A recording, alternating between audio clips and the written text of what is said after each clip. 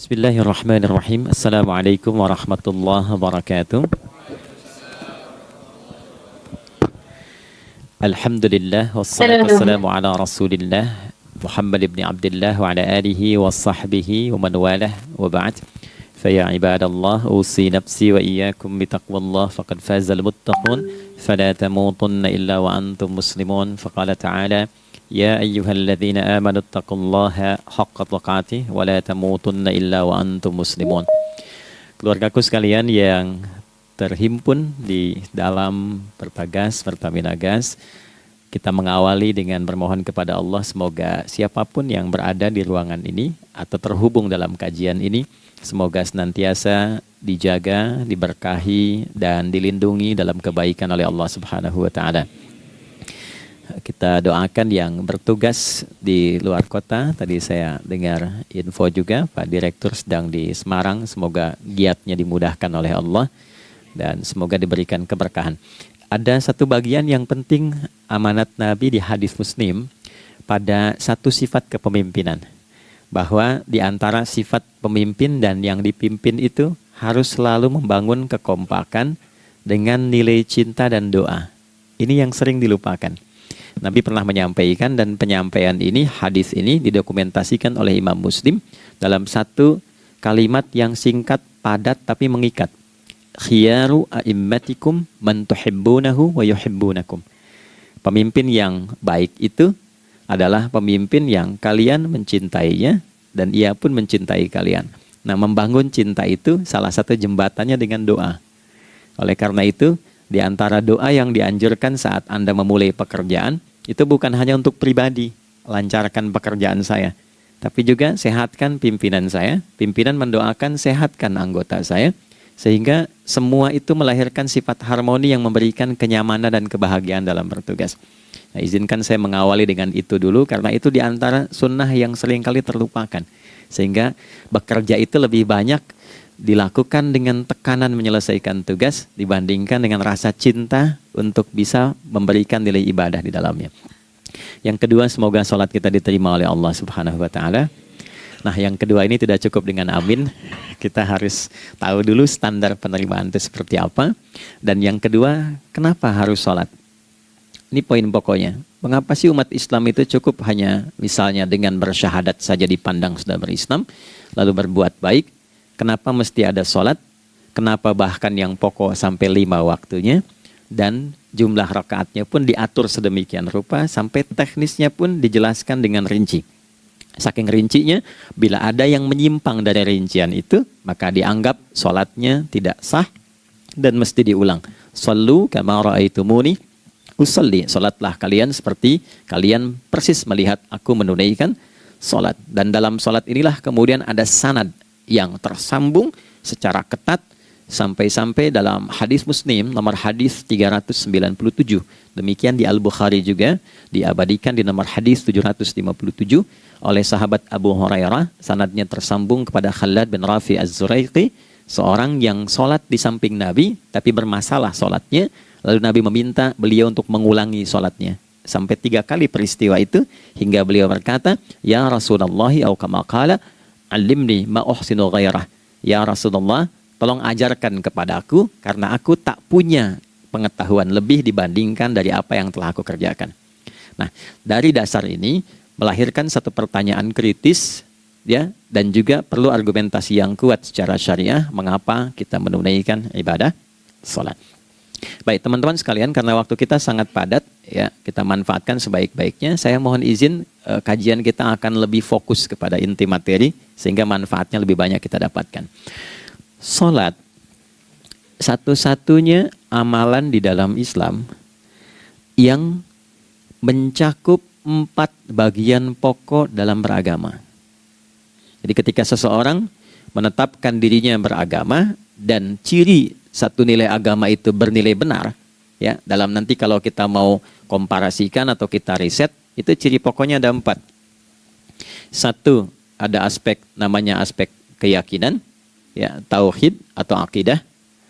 Nggak mungkin kan beragama kalau nggak yakin, Ya, karena itu pasal 29 ayat kedua itu mengandung nilai keyakinan. Negara menjamin kemerdekaan tiap-tiap penduduk untuk memeluk agamanya masing-masing dan beribadah menurut agama dan kepercayaannya itu. Ya, jadi nggak mungkin kita bisa menghasilkan nilai kepercayaan dan ibadah kalau tidak ada unsur keyakinan. Atau bahasa kitanya disebut dengan iman.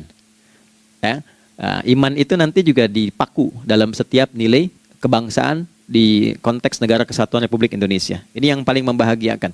Jadi mau jadi pegawai apapun itu syarat, ya, salah satu syarat yang melekatnya beriman dan bertakwa kepada Tuhan Yang Maha Esa, gitu kan? Ya, kemarin saya di BPK itu ada 11 bab Romawi, 40 pasal. Ya, di bab yang keempat pasal 13 tentang pemberhentian dan pengangkatan itu ada 11 poin A sampai K. Di poin B yang keduanya syarat menjadi bagian dari anggota BPK itu beriman dan bertakwa kepada Tuhan Yang Maha Esa. Baik, di Undang-Undang Pendidikan Sisdiknas nomor 20 tahun 2003 itu kalau kita baca dari poin menimbang ada 4, di poin B-nya saja sudah ada iman. Ya, Undang-Undang Dasar 1945 mengamanatkan pemerintah mengusahakan satu sistem pendidikan ya nasional yang meningkatkan keimanan dan ketakwaan pada Tuhan Yang Maha Esa serta akhlak mulia, baru mencerdaskan kehidupan bangsa. Ya, secara singkat, satu, agama dianggap benar kalau ada doktrin keimanan, ada akidah, ada tauhidnya. Yang kedua, ada ibadahnya. Ya, sebagai pembuktian kita beriman, buktinya apa?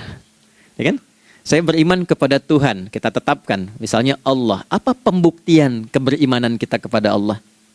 Ya, kan pembuktiannya itu mesti diwujudkan dalam bentuk sikap. Sikap itulah yang disebut dengan ibadah.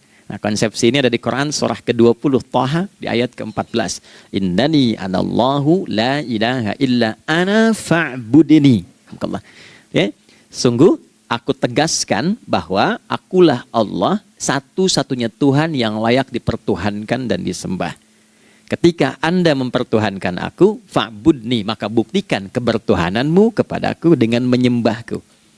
Karena itu namanya Allah punya dua arti. Satu yang dipertuhankan, kan? Ilahun wahid. Yang kedua yang disembah. Ya, jadi yang dipertuhankan dan disembah. Oke. 3. Yang ketiga harus punya unsur praktikal atau implementatif dalam interaksi kehidupan. Ya, jadi bukan cuma nyembah Tuhan, bimbingan kehidupannya apa? Implementasi dari ibadah itu. Ya, ciri umat beragama itu kan bukan hanya sekedar saya yakin, beriman, saya ibadah. Terus bukti ibadah itu dibawa dalam berinteraksi hariannya seperti apa wujudnya.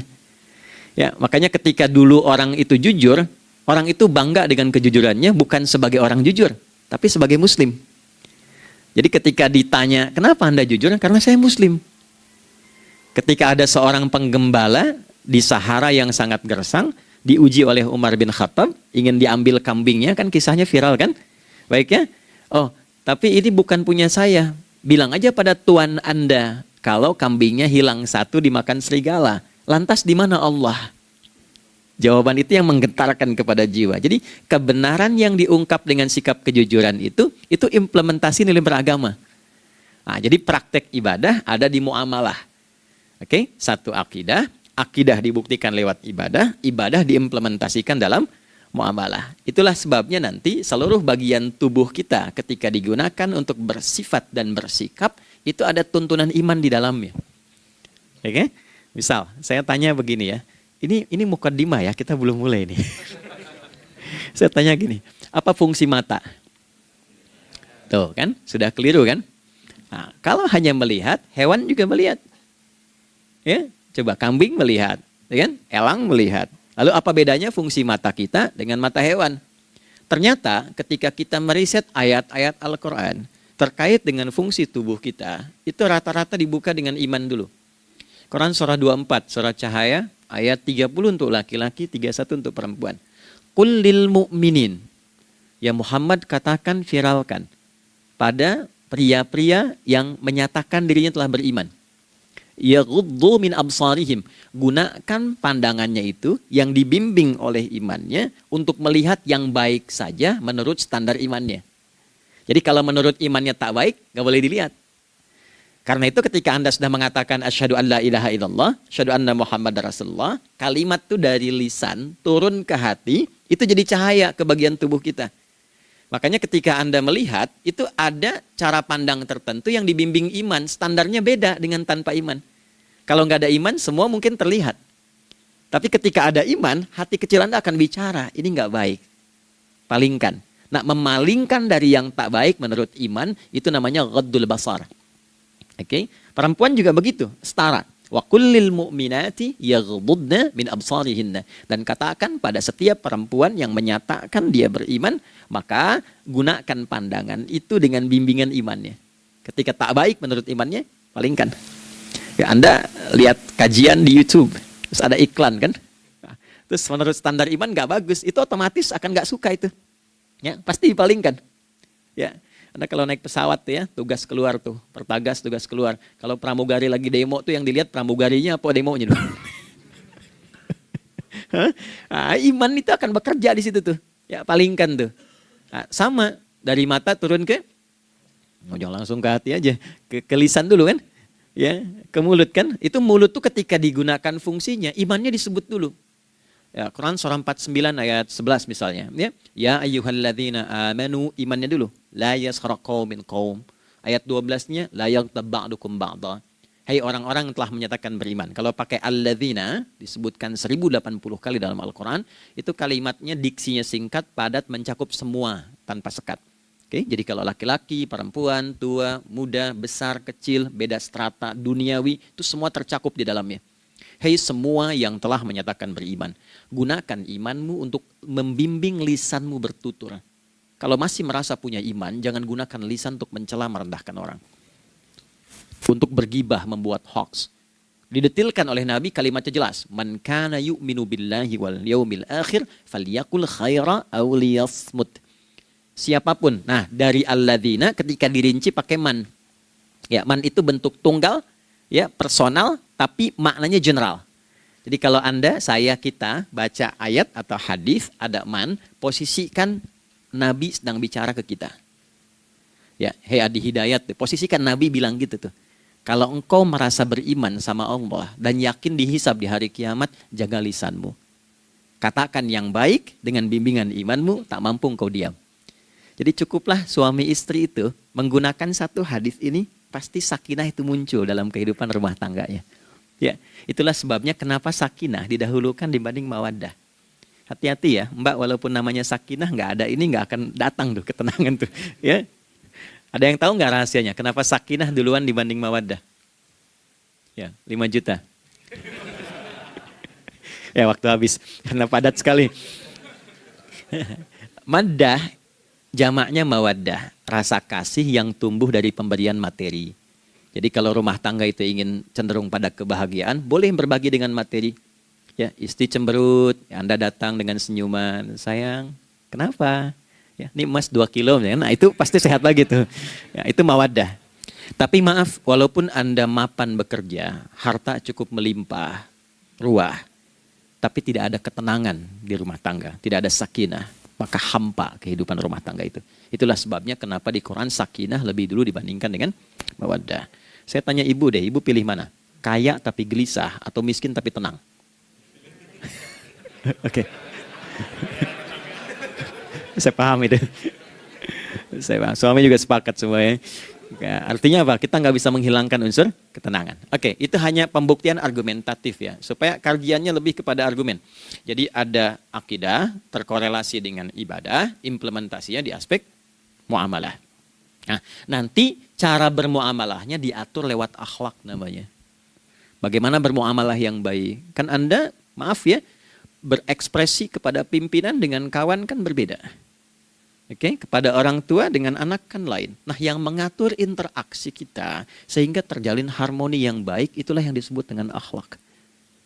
Nah, 4 poin inilah yang menjadi inti dakwah Nabi SAW ketika diutus oleh Allah Subhanahu wa Ta'ala. Memastikan 4 ini bisa optimal kita lakukan dalam kehidupan. Bonusnya yang kelima, selalu meningkatkan inovasi sehingga selalu mendapatkan hal baru dalam kehidupan. 5 ini digabungkan di Quran surah kedua Al-Baqarah di ayat 151.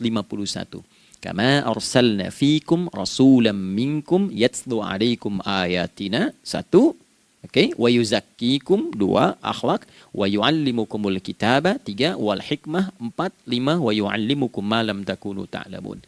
Kelima-limanya ini digambarkanlah dalam bentuk ibadah yang melatih kita sebagai pondasi awal menuju dan memantapkan 5 hal ini, yaitu sholat. Itulah sebabnya kenapa sholat yang pokok dilakukan 5 waktu dalam sehari untuk mewujudkan 5 hal ini dalam kehidupan, dan satu-satunya ibadah yang mengumpulkan 5 aspek ini dalam prakteknya hanya sholat. Hanya sholat. Oke, mari kita detilkan, kita rinci, dan di sini kita akan mulai kajian kita. Yang tadi mukadimah ya. Baik, kita punya 30 menit. Wah, padat sekali. Bismillahirrahmanirrahim. 1. Sholat adalah perwujudan iman seorang hamba. Karena itulah kalimat sholat pertama kali disebutkan dalam Al-Quran, itu letaknya setelah kalimat iman. Al-Baqarah ayat 3, Alladzina yu'minuna bil ghaibi wa yuqimunas sholat. Orang-orang yang telah menyatakan beriman dan konsisten menjaga imannya. Beda alladzina amanu dengan yu'minun. Amanu telah beriman. Tapi kalau dia komitmen dan konsisten terus menjaga imannya sampai saat dia berpulang pada Tuhannya, maka berubah nanti bentuknya kalau di bahasa Arab jadi mudhari'. Kalau di bahasa Inggris kan tuh punya 3 arti, present, continuous, and future. Jadi kalaupun sekarang terus berlangsung sampai masa depan pun saya tetap akan beriman. Nah, pembuktian untuk menjaga iman itu pembuktian utamanya pada sholat. Itulah sebabnya satu-satunya amal ibadah dari rukun Islam yang 5 itu, ya, satu-satunya amal ibadah yang disebut iman dalam Al-Quran hanya salat. Teman-teman boleh buka Quran surah kedua Al-Baqarah di ayat 143. Ya, di pertengahan ke ujung ayatnya. Saya percepat. Wa ma kana Allahu liyudhi'a imanakum. Dan Allah nggak akan pernah menyia-nyiakan salat seseorang yang dikerjakan karena imannya. Ayat ini turun, ketika ada terjadi pergantian arah kiblat dari yang tadinya semula ke Masjidil Aqsa, lalu berputar 180 derajat, beralih ke Masjidil Haram. Nabi sedang berada di luar Madinah. Madinah tempo dulu, wilayahnya nggak seluas cakupan sekarang. Oke, kalau diilustrasikan area sekitaran Masjid Nabawi sekarang itulah Madinah lah. Di luar itu sudah di luarnya. Nah, Nabi sedang sholat, riwayatnya banyak menyebutkan, ada yang mengatakan zuhur, ada asar, ada maghrib. Di pertengahan itu turunlah Al-Baqarah ayat 144. Qad nara taqalluba wajhika fis sama' falanuwalliyannaka qiblatan tardaha fawalli wajhaka syatral masjidil haram. Maka berputarlah dengan turunnya ayat ini 180 derajat menghadap ke arah Masjid Al-Haram.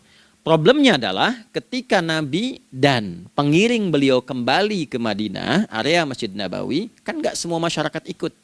Maka virallah informasi itu bahwa kiblat telah beralih ke kiblat awal, yaitu Ka'bah Al-Musyarrafah. Maka penduduk panik pada saat itu. Status sholat kami yang tadi dikerjakan bagaimana? Karena sedang nggak bisa diulang, sudah pindah waktu. Maka turunlah kemudian firman Allah yang Al-Baqarah 143 itu, wa ma kana Allahu liyudhi'a imanakum. Karena engkau mengerjakan sholat itu dengan imanmu, maka Allah nggak menyia-nyiakan imanmu itu. Maksudnya apa? Walaupun arah kiblatnya tidak tahu mengarah kepada sisi yang belum berubah, tetap dihitung pahalanya sempurna karena imannya. Gitu. Nah, ini nanti yang menjadi landasan turunnya Al-Baqarah ayat 115. Walillahil masyriq wal maghrib fa aynama tuwallu fathamma wajhullah. Kalau Anda sedang tugas nanti di lapangan, lalu sulit menemukan arah kiblat. Aplikasi susah karena sinyal nggak masuk misalnya. Oke. Kemudian juga matahari agak remang-remang sehingga sulit untuk terlihat patokannya. Maka dengan keyakinan, dengan iman itu, menghadaplah ke arah yang kita yakini, maka berlakulah Al-Baqarah 115. Di saat itu diterima amal ibadah kita sama dengan yang menghadap kiblat dengan dasar imannya. Oke. Nah, pengertian terbaliknya, mafhum mukhalafahnya, maka Nabi mengatakan, al-farqu bainal mu'min wal kafir tarkus shalah. Beda antara orang yang beriman dengan yang belum beriman adalah pada sholatnya. Jadi kalau ada orang mengatakan sudah beriman dan tidak menunaikan sholat, Ini artinya keimanannya belum diakui sepenuhnya oleh Allah Subhanahu wa taala. Jelas ya? Halo, kenapa sedih begini?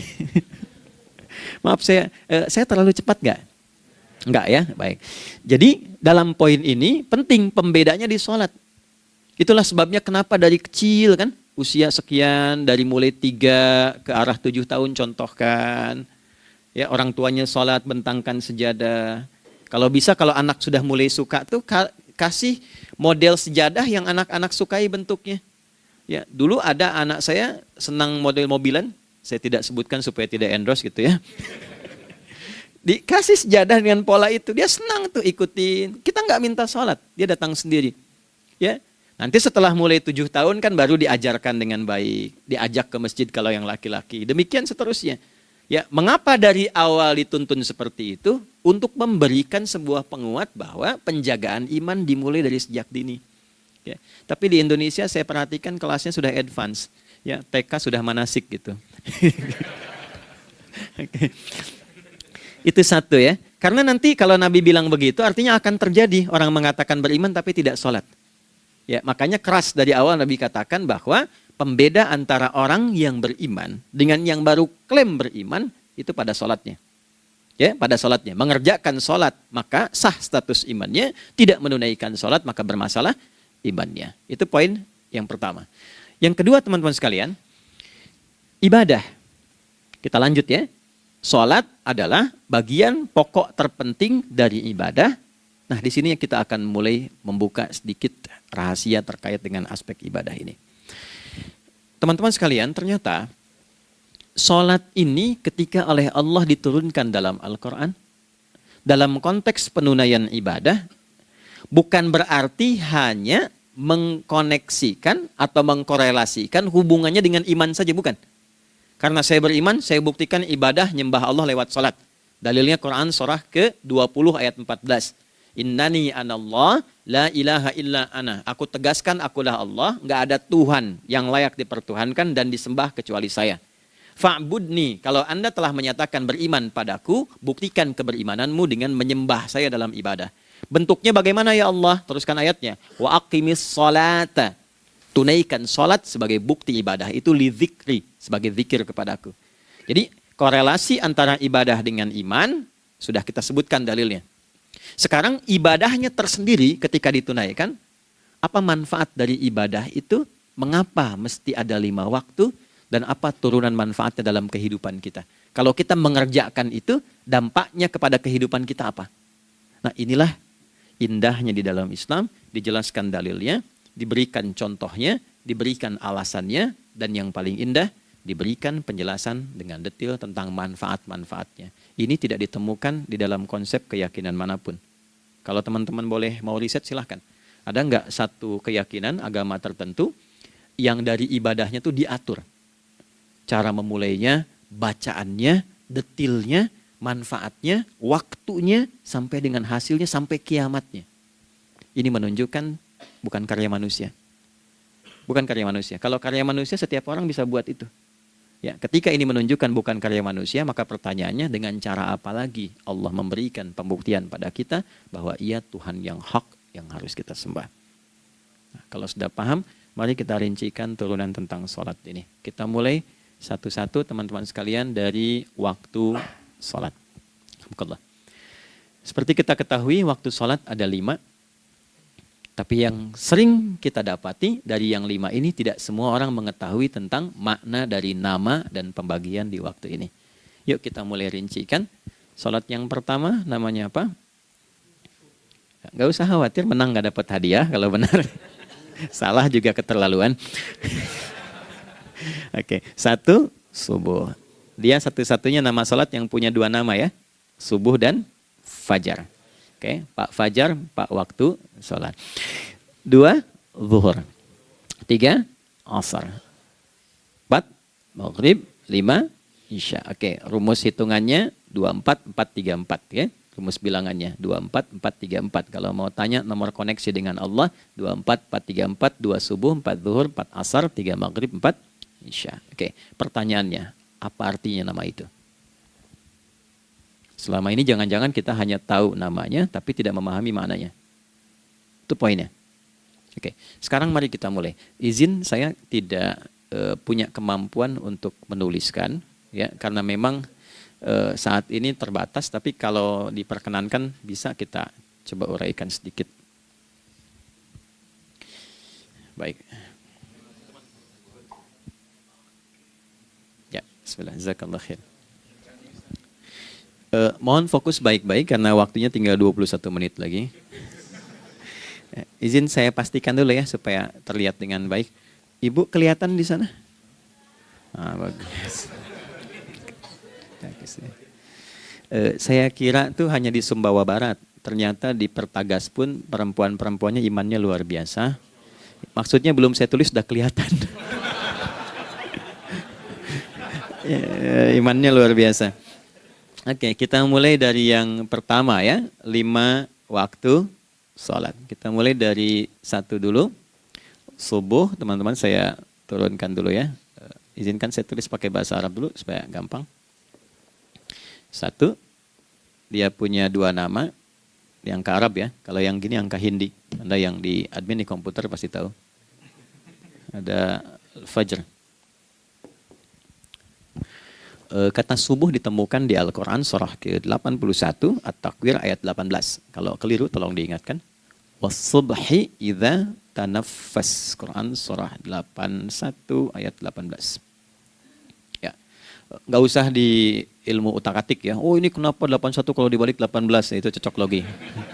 Ya, abaikan aja itu. Ya. Fajar agak banyak di Quran terkait dengan nama salatnya ada di Quran surah ke-17 di ayat 78. Aqimis salata liduluki syamsi ila ghasaqil laili wa qur'anal fajr. Inna qur'anal fajri kana masyhuda. Yuk kita mulai ke maknanya dulu. Ingat rumusnya ya. Rumusnya ini selalu begini rumusnya. Aqidah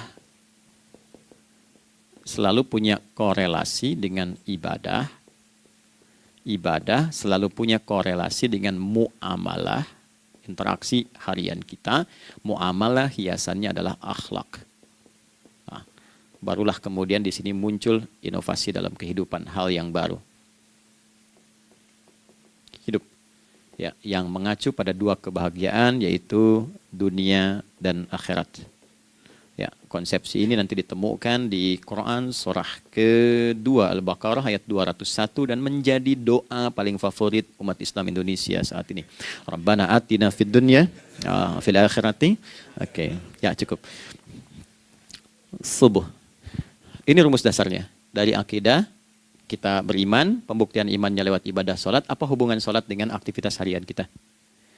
Subuh asalnya terkorelasi dengan kata asbah. Oke? Asbah itu asalnya sesuatu yang sudah siap dengan rencana yang matang. Baik, orang Arab tuh kalau bertanya begini, kaifa asbahta ya akhi? Kaifa asbahti ya ukhti? Bagaimana kabarmu di pagi ini? Itu bukan hanya nanya kabar kesehatan. Beda dengan kaifa haluk, beda. Ya, itu bertanya bagaimana kabarmu hari ini, aktivitasmu bagaimana? Lancar, sudah siap, planning bagus dan sebagainya.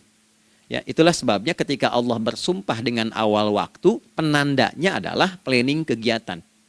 Ya, was-subhi dan aku bersumpah demi waktu subuh, awal mula untuk berkegiatan, idza tanafas, apabila sudah mulai bergerak. Bersamaan dengan nafas yang keluar itu, maka sudah jelas rencana yang dibuat.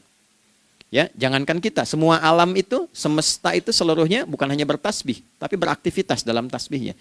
Di waktu subuh, matahari sudah mulai bersinar kan? Ya, dan sinarnya mengambil manfaat loh. Mengandung nilai manfaat, memecah keheningan malam dan menghilangkan kegelapannya. Gelap mulai hilang, datang kemudian sinar yang memberikan kita bimbingan untuk beraktivitas. Tumbuhan dimulai waktu itu sudah mengeluarkan oksigen, menyerap karbon dioksida. Saya waktu di Utrecht, di Delft di Belanda, ya, saya coba ingin membuktikan. Kan adzan nggak terdengar keluar ya. Jadi sebelum waktu subuh itu saya keluar, kebetulan flatnya waktu itu dekat area hutan yang agak rimbun, enak gitu, udaranya bagus. Itu sebelum subuh terasa karbon dioksida. Walaupun cuma beda hampir 1 menit. Tapi begitu masuk waktu subuh, keluar kesegaran yang luar biasa. Oksigen yang keluar. Ya, ini kan nggak mungkin kalau kuasa Allah tuh nggak mungkin terjadi seperti ini kalau bukan kuasa Allah Subhanahu wa taala. Tapi poinnya adalah yang bicara begini Quran. Nah, sekarang yang ingin saya katakan adalah alam semesta dalam konteks seperti matahari, kemudian tumbuhan, binatang, ayam bahkan mulai berkokok, punya planning yang teratur. Masa kita makhluk yang dihisab tuh nggak teratur? Nggak punya perencanaan? Maka subuh itu mengajarkan kepada kita, jangan sampai ada orang Islam yang punya keimanan, lalu menunaikan sholat, diajarkanlah oleh Allah, setiap masuk subuh itu harus punya agenda yang jelas. Planning yang terukur. Jangan terjadi mengaku muslim, beriman, tapi nggak jelas perencanaan hidupnya. Jam 7 mau di mana? Jam 8 kerjakan apa?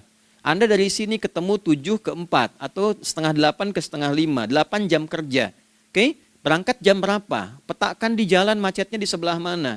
Ukur sampai kantor tiba jam berapa? Apa yang mau dikerjakan di kantor? Itulah Islam, itulah subuh. Sehingga tidak ada satupun orang Islam di era Nabi mengajarkan beraktivitas kecuali terukur dan teratur. Bahkan Nabi memulai itu evaluasinya di malam hari. Sehingga turun di antara surah Al-Insyirah itu ada ayat yang tegas mengatakan di ujungnya, فَإِذَا فَرَغْتَ فَانْصَبْ. Evaluasi yang telah berlalu di malam hari, evaluasinya menyeluruh sampai ke zikirnya. Dicatat nih.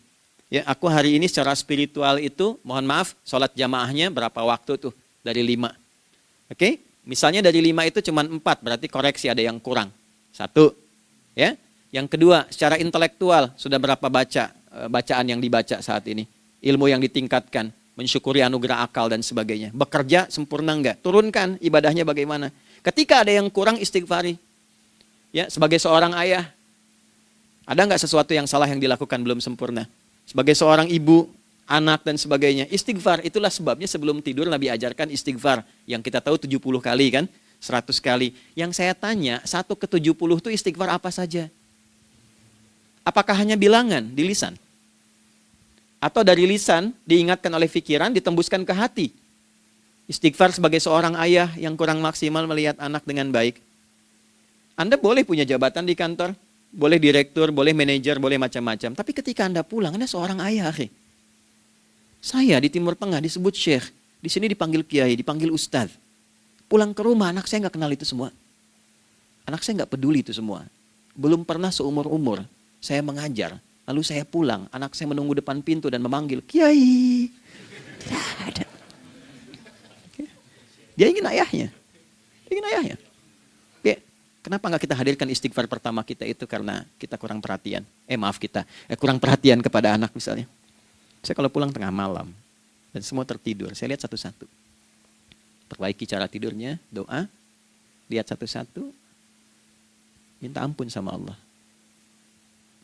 Dan ya kadang sebelum mengalirkan air mata kita nggak bisa tidur karena nggak tahu nanti ketemu lagi nggak di akhirat.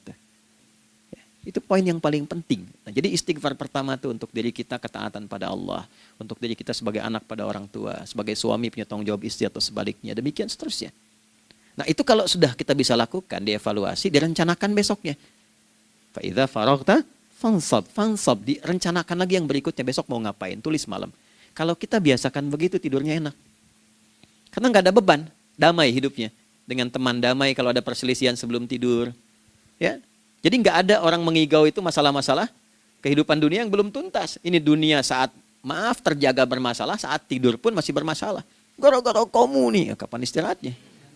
Ya. Nah, ketika kita bangun dari subuh itu, maka rencana yang sudah kita siapkan itu, teman-teman sekalian, dibawa menghadap Allah supaya minta kemudahan, minta kelancaran, minta pendampingan, minta bimbingan. Itulah sebabnya kita dipanggil sholat di awal waktu, supaya rencana yang sudah kita siapkan itu minta taufiknya, persetujuan dan perlindungan dari Allah. Inilah yang menjadikan rahasia umumnya para sahabat memulai berkegiatan sejak dari masjid. Teman-teman boleh riset deh hadis-hadis tentang sholatnya sahabat dan kaitannya dengan syuruk dan pekerjaan. Rata-rata memulai dari masjid. Mereka tungguin, evaluasi, begitu siap, syuruk, minta sama Allah, berangkat. Saya mau kasih satu rahasia ya. Boleh jadi ijazah tapi ini diantara kita aja ya. Anda boleh lakukan, berangkat ke masjid itu dengan baik. Terus minta misalnya, ya Allah, Kau perintahkan aku untuk berikhtiar, sekarang aku lakukan. Kau perintahkan aku untuk merencanakan, sekarang aku ikhtiarkan. Mohon lindungi, mudahkan, dan berikan bimbingan terbaik untuk mendapatkan hal yang wajar, halal, baik, dan kau ridhoi. Anda berangkat. Pulang, sebelum nyampe rumah, mampir dulu ke masjid. Masjid terdekat dari rumah aja. Sholat 2 rakaat, situ. Ya, sholatnya bisa sholat wudhu, tahiyatul masjid, dan sebagainya. Setelah itu pulang.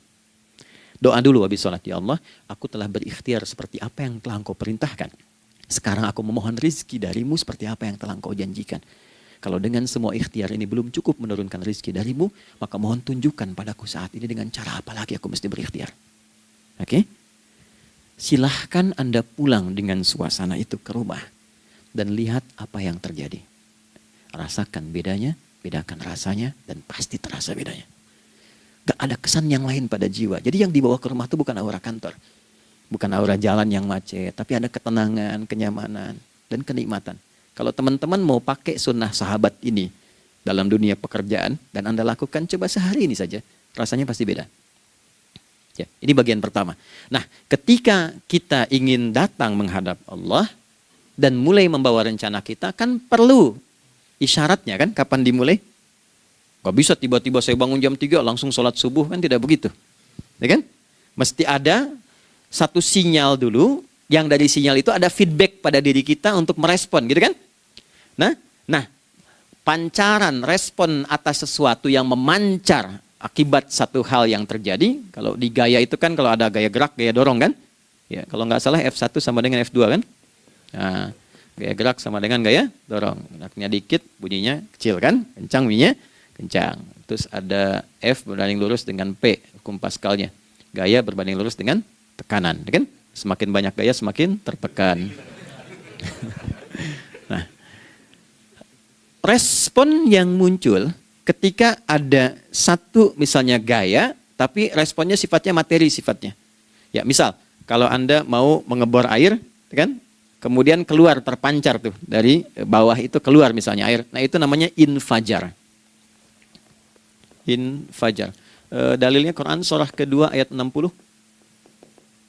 Wa idzistasqa Musa liqaumihi faqulna idrib bi'asakal hajar fanfajarat minhu 12 aina. Nabi Musa kata Allah itu kaummu 12 suku minta mata air.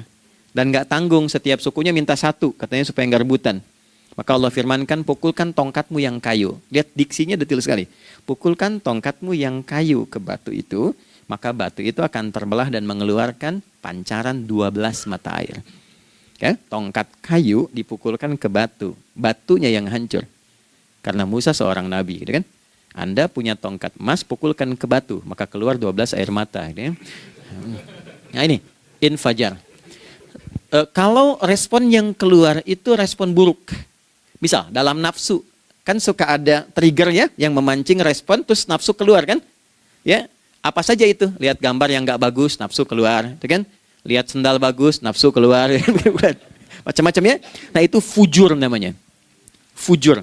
Hurufnya masih sama, cuma bentuknya berbeda. Fa, jimnya masih ada waw, ada ra-nya. Fujur. Quran surah 91 di ayat 7-10. Wa nafsi wa ma sawwaha fa'alhamaha fujuraha wa taqwaha. Fujur tembus ke nafas, nafas memerintahkan yang buruk disebut su. Nafas ketemu su jadi nafsu. Makanya nama lain fujur itu nafsu. Dalilnya Quran surah 12 ayat 53. Wa ma ubarni'u nafsi innan nafsa la'ammaratun bisu. Ya, la'ammaratun bisu'i illa ma rahimah rabbi. Oke, nafas ketemu su. Teruskan. Tapi kalau pancarannya pada sifat yang baik. Oke? Membelah sesuatu yang gelap menjadi baik, terbuka, memancarkan respon panggilan yang baik, maka berubah katanya menjadi fajar. Oke? Matahari diperintahkan oleh Allah, diperintahkan membelah kegelapan malam. Keluarlah sinar pertamanya, disebutlah fajar. Kenapa? Karena ada respon kebaikan keluar darinya. Baik, perhatikan baik-baik, Quran surah kedua, ayat 187. Wa kulu washrabu hatta yatabayyana lakumul khaytul abyadu minal khaytil aswadi minal fajar. Itu untuk matahari. Kita lagi tidur enak-enak, sudah nyiapin rencana malam-malam. Tiba-tiba ada panggilan. Allahu Akbar, Allahu Akbar. Itulah tandanya hati kita mengkonfirmasi iman kita dalam diri kita. Cepat, sudah adzan. Pernah begitu? Nah, konfirmasi itulah dalam bahasa lain yang disebut dengan fajar namanya. Datang. Jadi waktunya matahari membelah disebut dengan fajar, konfirmasinya pun disebut dengan apa? Fajar. Ya, jadi bersamaan waktunya dengan dua hal itu. Datanglah panggilan. Itu yang dimaksud Quran, hubungan iman dengan konfirmasinya sampai ke sholatnya ada di Quran surah 8 ayat 2. Innamal mu'minuna iman. Alladzina idza dzukirallahu adzan. Wajilat qulubuhum iman. Jadi begitu ciri iman itu ada dalam jiwa, dipanggil lewat adzan, kan? Allahu Akbar, langsung merespon, ya Allah sudah adzan. Walaupun setelah adzan ada lagi getaran, baru adzan belum qomat gitu kan. Nah, misal ya. Nah, tapi inilah fajar. Jadi maksudnya rencana Anda ini agak jarang dibahas ya. Mohon maaf, ilmu ini agak jarang. Jadi jangan Anda bilang saya bid'ah, bukan. Ya, bukunya ada, referensinya ada. Cuman karena jarang dikaji, jangan sampai kekurangan pengetahuan menghukumi yang tahu jadi salah gitu. Ini poinnya. Jadi saya kalau bahas satu masalah itu bukunya saya kumpulkan. Tafsir awal sampai akhir yang ada apa, buku-buku tentang sholat apa, baru kita keluarkan. Jadi bagian topik-topik tertentu yang dibahas. Problemnya ketika membahas tentang ibadah cuma dua. Satu tentang bacaan, doanya apa. Yang kedua tentang gerakan, bagaimana mengerjakannya. Yang ketiga jarang dibahas, hikmahnya apa. Padahal rumus dalam ibadah itu dalam fikih tiga-tiga mesti dipakai. Ini Quran surah kedua ayat berapa? Ayat 129. Rabbana wab'ats fihim rasulan minhum yatlu 'alaihim ayatika ini wa yu'allimuhumul kitaba ini wal hikmah ini. Barulah kita mendapatkan sesuatu yang baru. Ya. Ini wa yuzakkikum dan di 151 Al-Baqarah wa yu'allimukum ma lam takunu ta'lamun. Jadi ini bukan ilmu yang baru, bukan, belum tahu saja. Jadi selama ini yang kita kerjakan jangan sampai terbatas pada ritualnya saja untuk mencukupkan ini. Hubungan ritual dengan ini apa gitu. Ya, jadi subuh ini mengkonfirmasi bahwa ada satu keteraturan dalam kegiatan kita. Ya, alhamdulillah. 2, siang. Oke, setelah subuh, fajar, salat apa? Zuhur. Oke, saya tanya pada Anda, zuhur itu artinya apa? Sudah, cukup katakan wallahu a'lam. Waktunya terbatas ya. Sahabat ditanya nggak tahu wallahu a'lam. Anda sahabat bukan, tabi'in bukan. Zuhur. Waktu tinggal 4 menit lagi. Oke, teman-teman kalau kita jeli, ini kan sholat dikerjakan di siang hari kan? Siang itu bahasa Arabnya nahar. Naharun itu siang. Tapi kenapa sholatnya zuhur? Kok nggak sholat nahar gitu? Ya, lohor ya, ini paksain tuh. Zuhur, lohor. Ya. Terus sore, biar nyambung cepat. Sore bahasa Arabnya kan masa. Masa al-khir, selamat sore. Kenapa kau sholatnya asar? Kok sholatnya namanya asar? Oke? Maghrib, Isya. Isya kan malam kan? Kenapa nggak lail? Lail itu kan malam. Kalau ada yang istimewa di malamnya, itu lailah namanya. Makanya ketika turun Al-Quran disebut Lailatul Qadar. Karena malamnya istimewa. Beda, lail dengan lailah itu beda. Lail itu waktu malam, lailah ada yang istimewa di malam itu. Ya, jamaknya lail, layali, lela, lili, lala, itu malam. Ibu lili, ibu malam-malam. Ya. Zuhur artinya jelas, terang. Ada idhar, dibaca dengan jelas, terang. Gak boleh dengung. Man amana. Itu kan? Ya. Min husni, harus jelas. Ya. Ada a, jelas. Zuhur kenapa disebut zuhur? Untuk evaluasi kegiatan kita dari setengah hari. Sudah jelas belum hasilnya? Ini Anda punya rencana di sini, evaluasi di siang. Jelas gak hasilnya? Pekerjaan Anda yang sekarang diamanahkan dari pagi jam 7 sampai sekarang, evaluasi dulu. Dicek, jangan cuma ditinggalkan. Oke, saya sedang kerjain, tinggalin dulu sholat. Bukan begitu. Ketika akan sholat, Anda cek dulu. Dari ke siang itu tengah hari, bagaimana hasilnya? Ada yang perlu disempurnakan gak?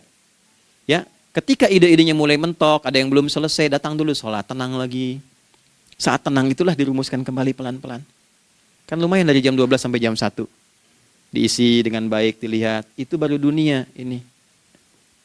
Kan kita ngejar ini juga. Karena nanti ayat 200-nya, ada yang cuma ngejar ini. Wa minan nasi may yaqulu rabbana atina fid dunya. Bukan, kalau nggak hafal diam aja. Wa minan nasi may yaqulu rabbana atina fid dunya wa ma lahu fil akhirati min khalaq.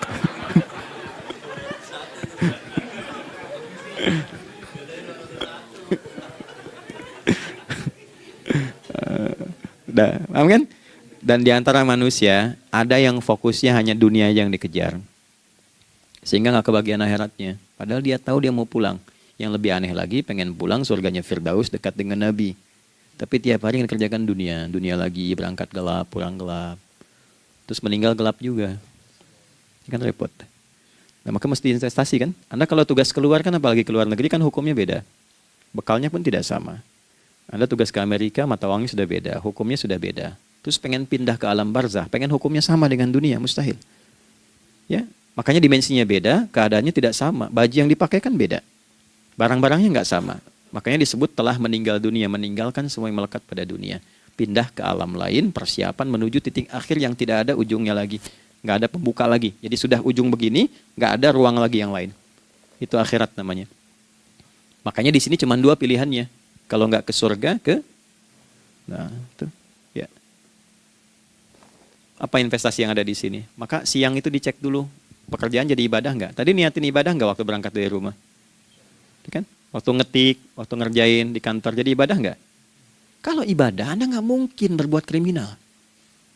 Anda nggak mungkin berbuat maksiat. Nggak mungkin nipu, nggak mungkin nyogok. Nggak mungkin korupsi. Kan lagi ibadah. Nggak mungkin curang. Kan lagi ibadah. Anta budallaha ka'annaka tarah. Anda itu mengerjakan segala hal sebagai ibadah, merasa diawasi Allah. Fa in lam takun tarah fa innahu yarak. Kalaupun Anda merasa nggak melihatnya, Anda yakin Anda dilihat. Itulah kerja pakai iman, maka ini di bawah akidahnya. Jangan ditinggalkan. Nah, inilah yang selama ini kita butuhkan. Ya. Inilah yang melahirkan nilai etik, makanya adanya dalam jiwa. Takwa itu kan dalam jiwa, melahirkan etos.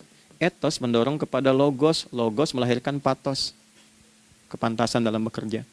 Jadi Anda sekuat apapun ilmunya, kalau nggak punya etos, itu rusak. Jadi tidak cukup akal sehat. Jiwa yang sehat itu lebih penting. Banyak orang akalnya, saya ingat, akal itu tidak memberikan perintah. Dia hanya merumuskan satu instruksi dalam jiwa supaya mudah dilakukan dan dieksekusi oleh fisik. Jadi akal yang sehat itu seberapa pandai ilmunya, seberapa cepat mengeksekusi perbuatan. Tapi kalau yang dieksekusi itu dari perintah nafsunya, masalah. Habis saja waktunya tuh. Ya. Ini gimana ini? Tolong jawab loh. Nah, teman-teman karena sudah habis waktu jam 1, kita baru zuhur ini. Nah, yang paling menarik itu gini, yang paling menarik kalau ada orang belum sadar sampai zuhur tentang akibat kehidupan ini, maka muncullah asar. Apa asar itu? Kenapa mesti disebut dengan asar? Dan apa manfaat istimewanya asar kepada jiwa kita? Itu di kesempatan lain kita akan bahas. Teman-teman, waktunya sudah habis. Ya, saya menghargai Anda, kan tidak boleh juga saya ngajarkan tapi mengambil yang sesuatu yang tidak tepat ya. Kita buktikan keimanan kita dengan mengerjakan amanah pekerjaan di tempat ini dengan baik, waktu digunakan dengan baik. Kita saling mendoakan supaya semua kita dijaga oleh Allah Subhanahu wa taala. Maafkan saya, lain kesempatan kita berjumpa kembali untuk melanjutkan apa yang telah kita bahas hari ini. Mari kita berdoa, semoga doa kita diterima oleh Allah Subhanahu wa taala. Allahumma taqabbal minna innaka antas sami'ul alim wa tub 'alaina innaka antat tawwabur rahim. Nahmaduka kama 'allamtana an nahmadak wa nashkuruka syukran kama 'allamtana an nashkurak. Antal muqaddim wa antal muakhir biyadikal khair innaka 'ala kulli syai'in qadir. Ya Allah, kami memuji-Mu seperti Engkau mengajarkan kami untuk memuji dan bersyukur atas segala nikmat-Mu seperti Engkau bimbing kami untuk mensyukuri segala nikmat-Mu.